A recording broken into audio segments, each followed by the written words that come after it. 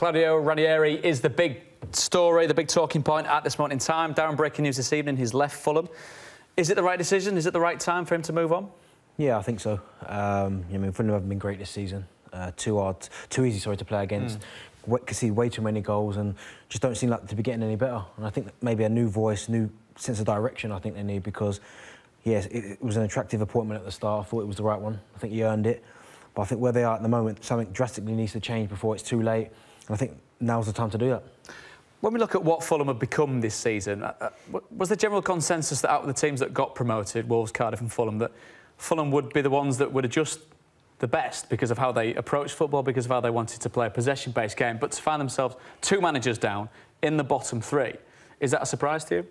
I think I felt that Wolves would always be the most comfortable in the Premier League just because of the investment and the connections that they've got in order to build a squad ready for that. But certainly with Fulham, you know, the way they played last season, you felt as though they would have a chance because they were so fluid, they were so good at what they did. But I think one thing that surprised a lot of people was, and you can understand it to a certain degree, but I think they spent something like the fourth or fifth most money. £106 million. Yeah, and so maybe maybe had they have kept to the same side, they would have had more continuity and actually had a better chance. But of course, you have to try to strengthen, you have to try and invest. But at the moment, maybe that amount of change in such a quick time has been difficult for them to get those results straight away. Like Darren says, you know, defensively they've been poor and they haven't managed to really change that. I mean, yes, defence has been an issue over the course of the season. Are they in a position now where it's too late? Can Scott Parker do enough in the interim as he's looking after the team to get them towards who's going to be leading them to safety? I think first and foremost they need to change the philosophy is in respect to not stop losing. Like, I know how they want to play, this fluidity, attractive football, but I think now they need to come away from that and just concentrate on not getting beat, even if it's not good to watch. Like 2 blanks of 4 and just sit in and maybe try and catch teams on their counter-attack because, as you've seen this season, they've tried to outpass teams, it's not worked. They've tried out for different systems, that's not working. But I think now, with the position they're in, they need to now focus on not getting beat. I know it's easier to say that, but they can help themselves by being horrible to play against, not the most attractive football, but listen, it might start getting them results. We've had a tweet in about perhaps the personnel that could lead them to safety. Would Sam Allardyce have been a smarter appointment in November than Ranieri, perhaps until the end of the season to steady the ship and then appoint a more flamboyant manager if they'd survived in the Premier League? Now, we'll get the thoughts of the fellas here. Tomorrow, you get the thoughts of Sam Allardyce straight from Sam Allardyce because he's on the debate, so we can save a bit of that for tomorrow. But right now, does that make sense to you, the way that that's been worded, to get them to where they need to be? Yeah, we spoke about this off air a minute ago, didn't we? That someone like a Sam Allardyce would be your obvious appointment because ultimately, unless Fulham have given up on the chance of staying up and they think realistically they're going to end up in the Championship, but if they haven't done that, which numerically there's still an opportunity, of course, someone like a Sam Allardyce would come in. You know, I know for me it's a great fit, but a lot of people might say that it would go away from the type of club that Fulham is.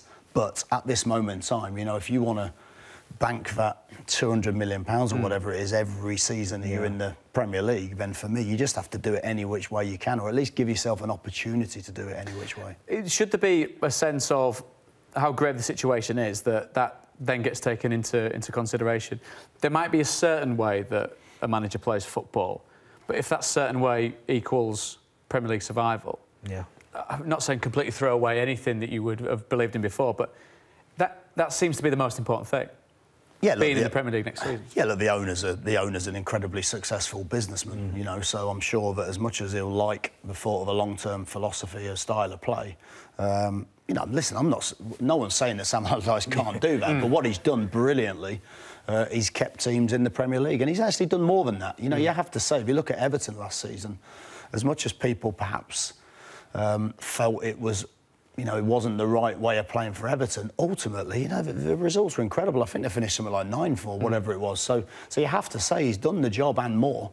So there's no reason why he couldn't do that. But at this moment in time, staying in the Premier League will be the most important thing above anything else.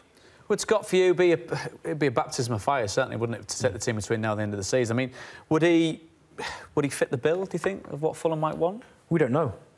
Really is the obvious answer to that question because he's not managed anywhere before. So, listen, it's always good for young managers to get opportunities. I firmly believe in that, but I don't think this is the type of situation where you can get someone who's untested. for me.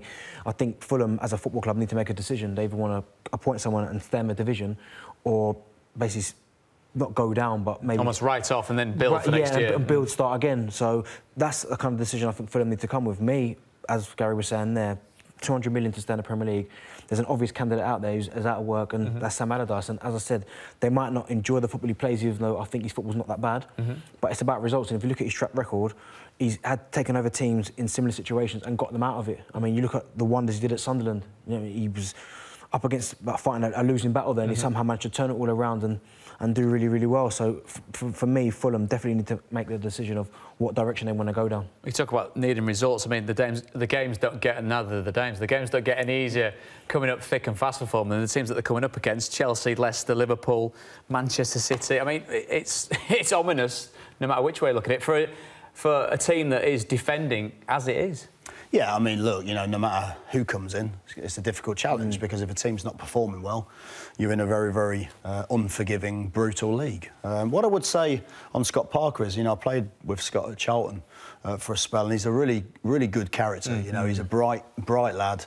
He's a funny guy. You know, what he might just do is he might just give that dressing room a little bit of a lift. He knows what it's like to be at Fulham because he's been there a while as a player and as a coach. And he might just be able to give the team, you know, if nothing else, a short-term lift. I'm not saying he couldn't give them a long-term lift, but ultimately it might just be something that will work well with them over the next week or two.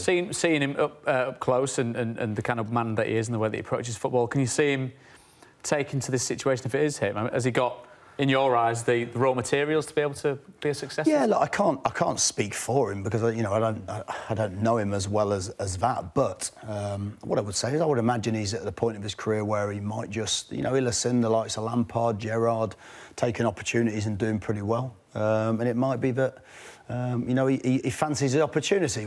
Like we said, if that was in the Championship, it'd be an easier decision for Fulham to make potentially. In the Premier League, of course, you have to balance off, you know, that continuity and retaining the culture that you want to build with staying in the division, which is what we spoke about. So it's a difficult decision right now, but at the very least, short term, I think he would give them a huge lift. Ironically, one of the favourites at this moment in time is Claude Puel. Okay.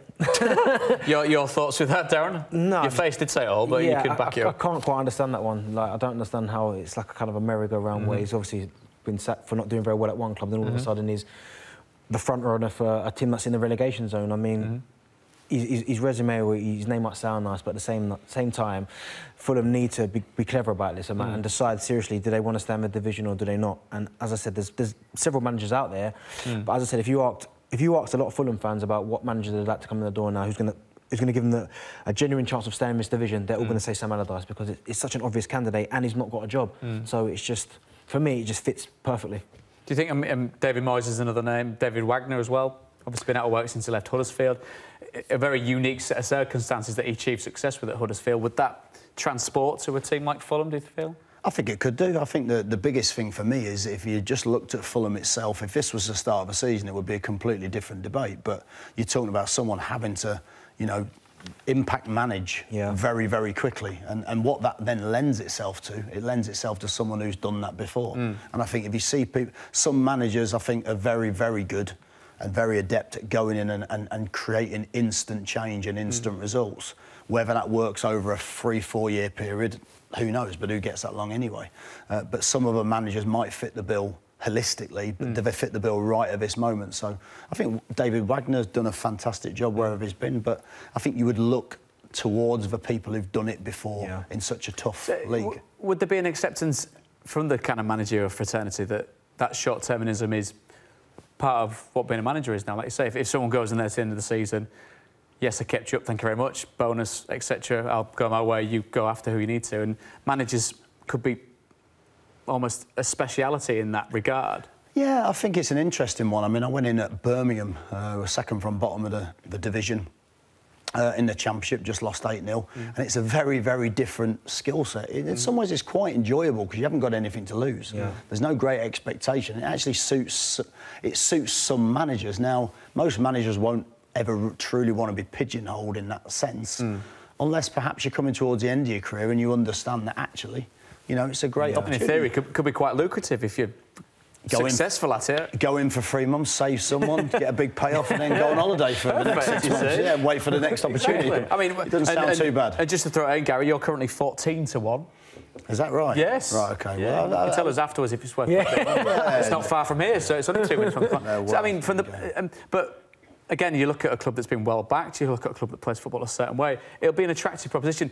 Obviously, where they are in the Premier League is the real stumbling block, second bottom, and looking like they're on the way out. But that kind of job would attract a hell of a lot of managers and applications, wouldn't it? Oh, listen, there'll be an attractive job for many managers out there, not least the club, the owner. You know, there's a crossover opportunity within the other sports that the owner's involved in. You know, so it's a brilliant job. Location-wise, it'll attract lots of managers and coaches out there. You know, particularly a lot of foreign coaches who particularly would want to come over and to live in London and work with a club like that. So they certainly won't be short of candidates. I think the difficult bit, like we said before, is picking the right one, because you don't get another opportunity. You know, this one has to be the right one right now.